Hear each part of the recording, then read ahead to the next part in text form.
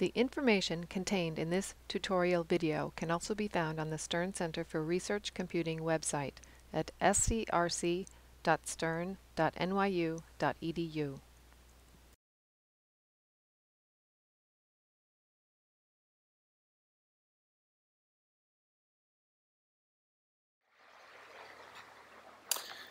Hello, this is Norman White.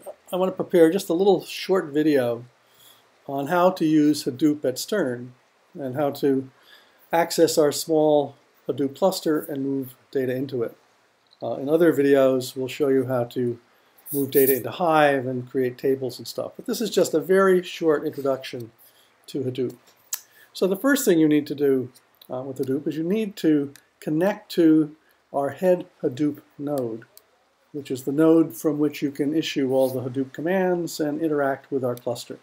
So I'm going to SSH to my NetID at bigdata.stern.nyu.edu. I'm doing this directly from the terminal window on a Mac, but I could just as easily have been using PuTTY on a Windows machine. So here I am on Big Data, and Big Data is a server that we've set up just to be the front end for our Hadoop infrastructure. So how do I manipulate Hadoop? Well, let's try. Hadoop, then I'm going to issue a file system command. I'm going to list all the files in my directory on Hadoop. So here we see in /user/ny, there are a bunch of files. So what's different here? What's different here is that these files are not in my local directory, which is a completely different set of files. These are the files that are stored in the Hadoop file system, also known as the hdfs. So Hadoop data file system. So hdfs is where we need to put data if we want to manipulate it in Hadoop. So let me just issue that command again so you can see my files. And you can see I have a lot of files in here as well as directories. So there's another major concept in Hadoop that if you have a directory of files, you can treat all of the files in that directory as a single file. And in fact, Hadoop uses this in almost all of its systems. For instance, if you move data into Hive, you create a table, you create a directory in Hive, rather. You move your file or files into that directory. And then in Hive, which is an SQL interface, you create a table definition on the directory, not on an individual file. The assumption here is that all of the files in that directory have the same structure. Often they're just unformatted text, but they might be daily downloads of some formatted data. So every night you get one more file, and you don't want to keep changing the data definition. So let's just look in one of my tables here. Let me expand this window a little bit so you can see it. Let's look in, well, let's create one. Let's look in junk just to start.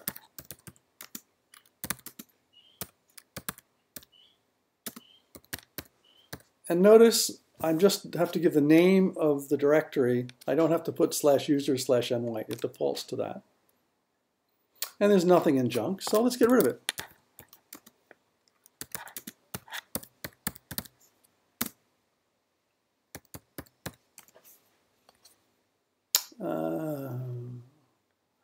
Where's, oh, it's RMR, excuse me.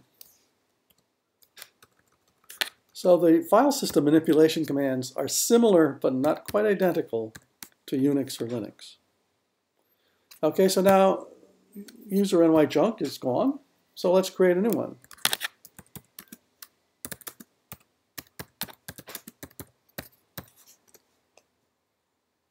So I've recreated junk, but it has nothing in it. So if I want to put a file in it, let's see if I have any text files sitting around in my directory. Oh yes, So I've got sure.txt and minnesota.txt. Let me look at, this is, I think, all the stories of Sherlock Holmes. Yes, this is the Gutenberg project of the adventures of Sherlock Holmes. So let's move that from my local file system, in my local directory, into the Hadoop file system.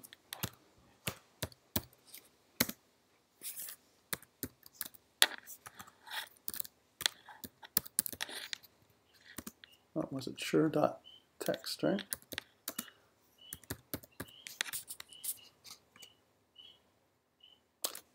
So that has now taken a Linux file, sure.txt, and moved it into the Hadoop file system. Now, from other videos or other lessons, you should know that the Hadoop file system is a distributed file system. So that file has now been split into many pieces. But we don't have to worry about that when we process it. So let's now look. I'll look into junk. That's ls recursively, do a list files recursively. And there is my sure.txt. If I want to take a look at it,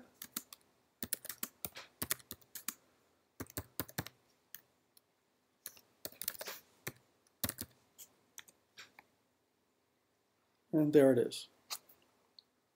So if you just type Hadoop fs, it will give you a list of all of the, let me do that again with a more.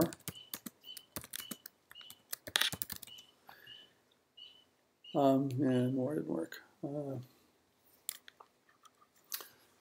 me make this window bigger. And you can see some of the Hadoop commands. So you can Google Hadoop and you'll find all the different commands. So these are the file system commands that allow you to manipulate, to move files into the Hadoop cluster, manipulate them, change their names, create directories, change their access rights, all the standard file system commands. They are not the MapReduce processing commands. That you need to know about from someone else, at least not from this video. This video just wants to show you how to access the Stern Big Data Cluster and move data into it in order to process it.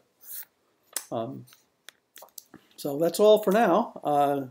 At this point, you should be able to know how to get data from a directory in the Big Data Cluster and put it into the HDFS. But remember now, it's a two-step process. You still need to get the data into the big data server, onto your directory, or in our case, we have a very large folder. If you're dealing with big files, we have a folder called BigTemp that you can put your files in. And you can see we have a lot of students and faculty who are using it. Many files in here. What we ask you to do is, if you move data from big data, and you can move it either with SFTP, with SCP, with wget if you are trying to get a text file from another website. There are many ways. So you would do something like this. Make dir aj123 if that happens to be your net ID in BigTemp. cd aj123. And now you can SFTP data in, or you can SCP data from another site if you know where it is, or you can wget data from a website and bring it into this directory. And then you'll use the Hadoop file system commands to move that data from your BigTemp directory into the HDFS. So before you even do anything, you need to at least have PuTTY or have a Mac machine that has terminal on it, and you have to have either SCP, wget, or SFTP available, all of which are on the Mac. On Windows machines, you have to use PuTTY. Sometimes you have to use Cygwin to deal with some of these commands. Okay, that's all for now.